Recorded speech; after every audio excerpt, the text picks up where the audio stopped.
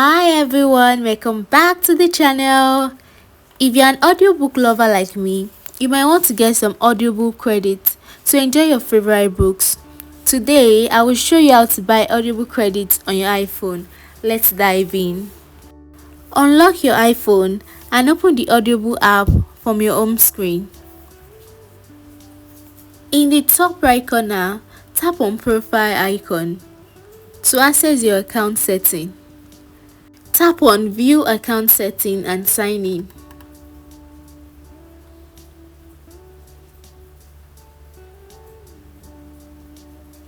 Tap on Subscription to view your current subscriptions. If you're eligible to buy more credits, you will see an option to do so. Tap Buy More Credits and follow the prompt to complete your purchase. Once you've purchased your credits, go back to the main Audible page and start browsing for audiobooks. If you find a book you like, tap on it and use your newly purchased credits to download it. And there you have it, guys. You successfully purchased more Audible credits on your iPhone.